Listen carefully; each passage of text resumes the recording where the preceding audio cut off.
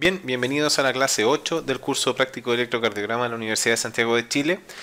En esta clase vamos a revisar los aspectos esenciales de la onda T y también del intervalo QT. Al igual que en todas las otras clases, recordar que el enfoque corresponde prácticamente a elementos rutinarios de la práctica clínica, valiendo la redundancia.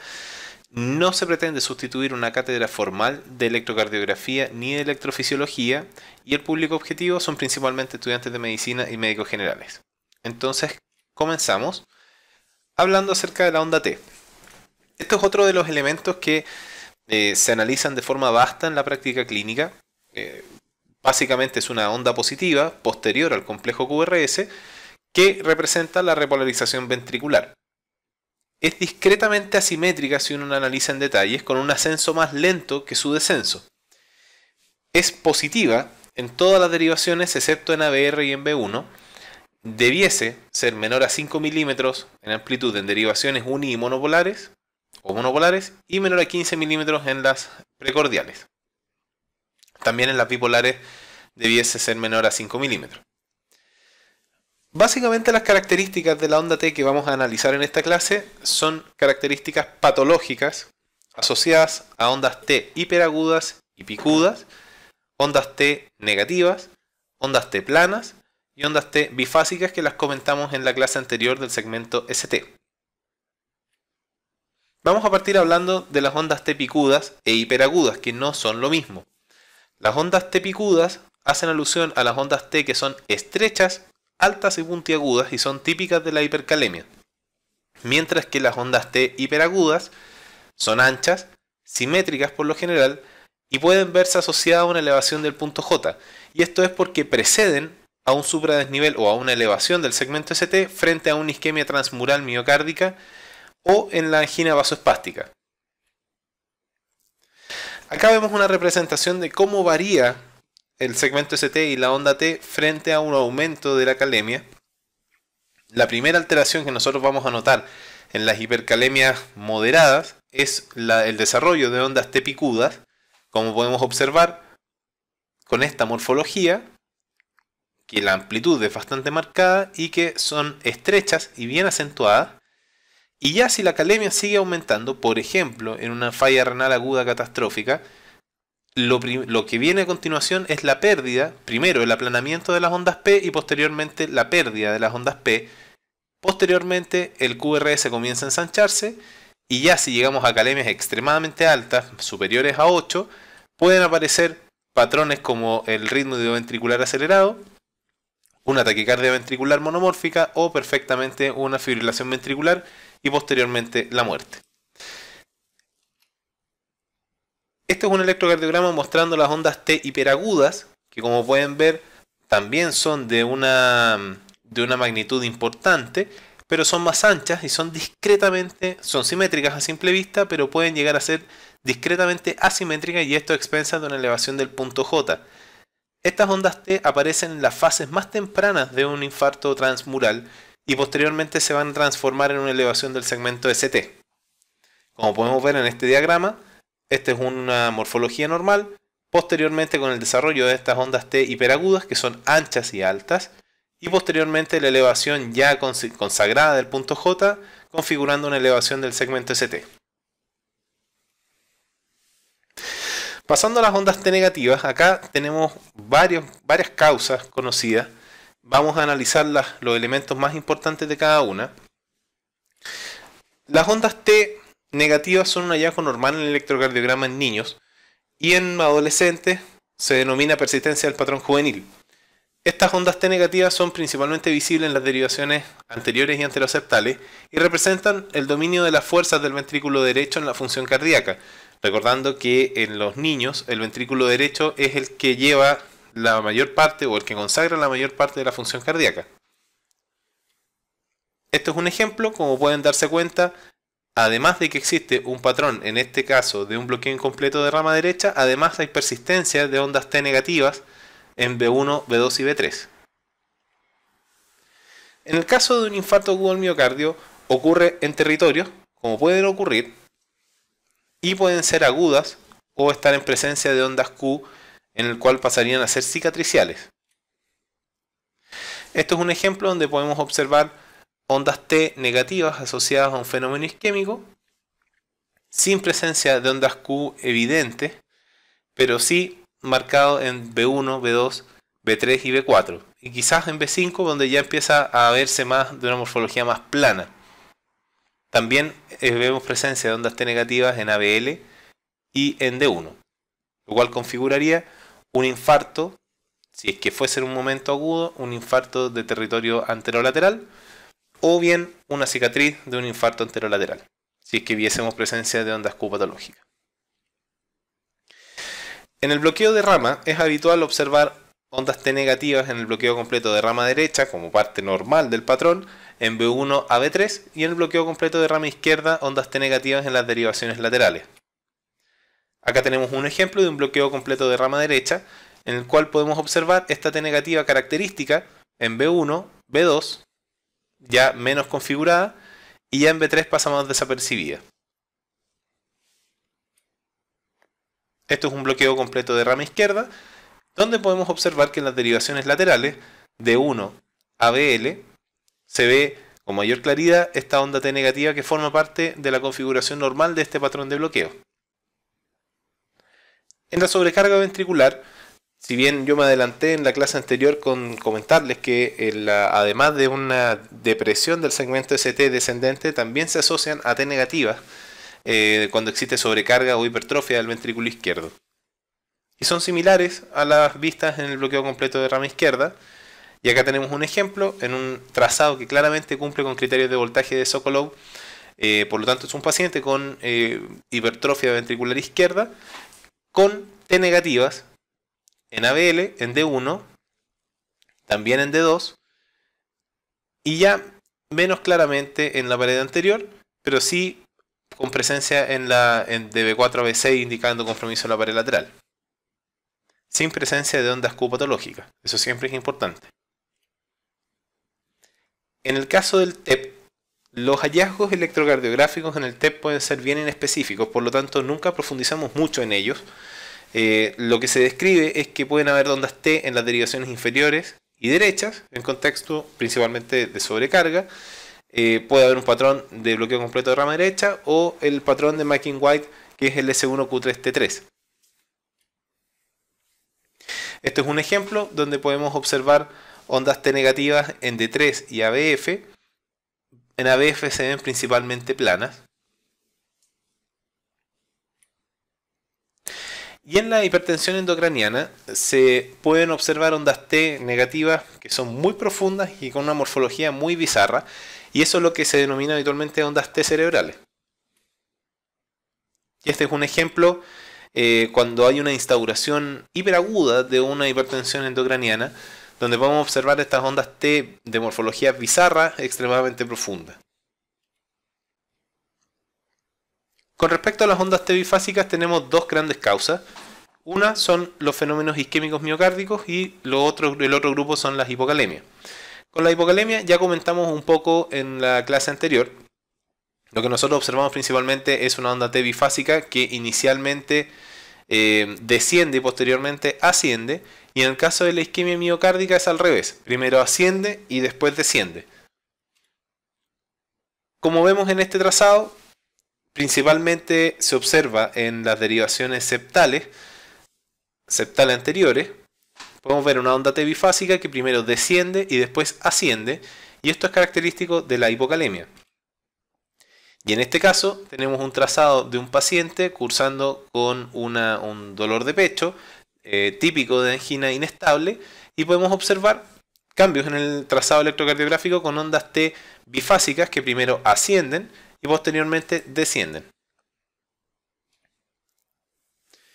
En base a este mismo patrón se describe un síndrome que se denomina síndrome de Wellens, que es un patrón electrocardiográfico, específicamente dos tipos de patrones electrocardiográficos que se asocian con alta especificidad a lesiones severas en la arteria descendente anterior en pacientes que tengan dolor torácico anginoso típico.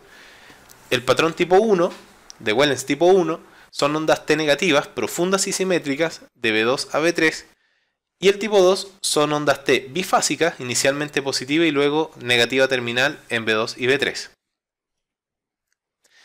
Acá, como podemos observar, en el recuadro de arriba a la izquierda vemos un síndrome de Wellens tipo 2 con ondas T bifásicas, que se ve más claramente en B2, inicialmente ascendente y posteriormente descendente terminal, y un patrón de Wellens tipo 1 en el recuadro inferior derecho con ondas T negativas simétricas de B2 a B3.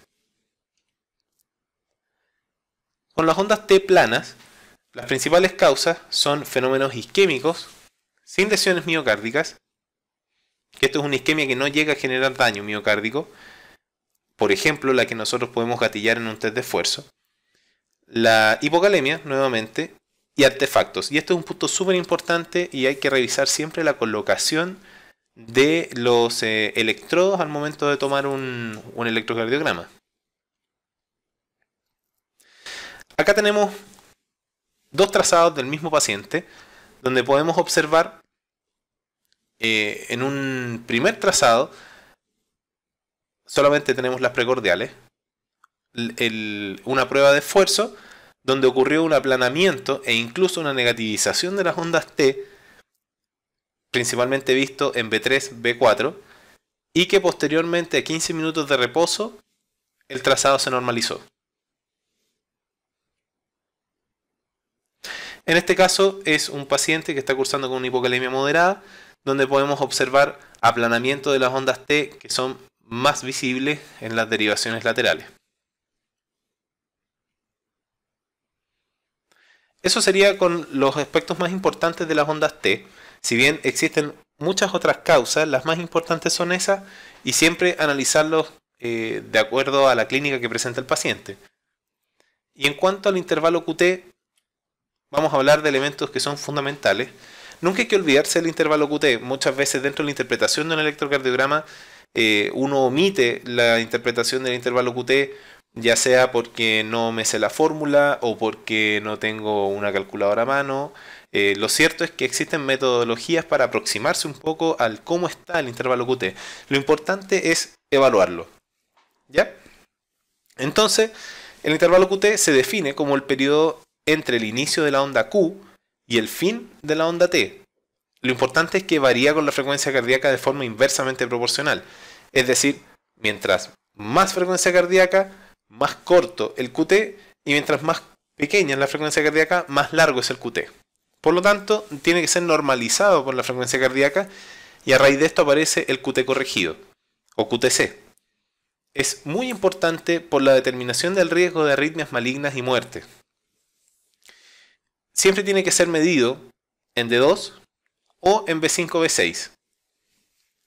Cuando existen ondas U prominentes, que son ondas que vienen posterior a la onda T, que habitualmente pueden aparecer fusionadas o solapadas, tienen que ser tomadas como el término del intervalo, que lo vamos a ver ahora. Esta es la forma correcta de medir el intervalo QT. Como pueden darse cuenta, se traza una línea que siga la rama descendente de la onda T y una línea paralela a la isoeléctrica, y donde se cruzan es donde yo voy a empezar a medir el intervalo QT, desde el inicio de la onda Q hasta el fin, hasta esta intersección, o hasta el final de la onda T si es que no existe onda U. Acá les coloqué un ejemplo donde trazamos las líneas desde el inicio del QRS hasta el final de la onda T. En este caso no existen ondas U, y entre medio está el QT, no el QTC, porque eso es el que hay que normalizar por la frecuencia cardíaca. ¿Cómo se corrige el intervalo QT? Existen muchas fórmulas: Framingham, Hodge, Bassett, etc. Ninguna ha demostrado ser mejor que la otra, y la que más se utiliza es la fórmula de Bassett, que es el QT, medido como tal en milisegundos, dividido por la raíz cuadrada del RR. Y eso a mí me va a dar el intervalo QT corregido. Ahora, ¿qué me importa del QT corregido? Es cuando está prolongado y cuando está corto. Un QTC prolongado en mujeres se define como mayor a 460 milisegundos y en hombres mayor a 440 milisegundos. En ambos sexos, un QTC corto es menor a 350 milisegundos. Esto es fundamental, y esto es una de las cosas que yo creo que se lleven más grabadas en ese sentido. Existen, y lo ocupamos mucho en la práctica clínica, no siempre andamos con un caliper para poder medir adecuadamente el QT de forma exacta. Y una excelente aproximación es que cuando el QT no corregido, cuando el QT es mayor a la mitad del intervalo RR, probablemente se encuentre prolongado. Por lo tanto, es una aproximación muy práctica, muy fácil, y que todo el mundo la puede hacer sin ni siquiera tener a mano una calculadora para poder calcular la fórmula de Bassett. Recuerden, cuando el QT, sin corregir, es mayor a la mitad del intervalo RR. Por supuesto, en un ritmo regular. Esto es una de las preguntas más clásicas que se pueden hacer en medicina, que es las causas del QT prolongado. Y existen tres grandes causas del QT prolongado adquirido. Las principales se engloban entre fármacos que prolongan el QT, trastornos electrolíticos o del medio interno, principalmente hipocalemia, hipomagnesemia e hipocalcemia, y catástrofes del sistema nervioso central. En cuanto a los fármacos, los antiarrítmicos de la clase 1A, procainamida, sotalol, etc., y de la clase 1C, propafenona, flecainida, prolongan el QT. Los antiarrítmicos de la clase 3, nuestra querida amiodarona, también prolonga el QT. Los antidepresivos tricíclicos, los inhibidores selectivos de la recaptación de serotonina y la clorpromacina, prolongan el QT. Los anti-H2, que son tan utilizados en la práctica clínica donde no se dispone de inhibidores de bomba de protones o de protocolos que regulen su uso a nivel intrahospitalario, entiéndase como ranitidina o famotidina, también prolongan el QT. Antipsicóticos como el haloperidol, la olanzapina y la risperidona prolongan el QT.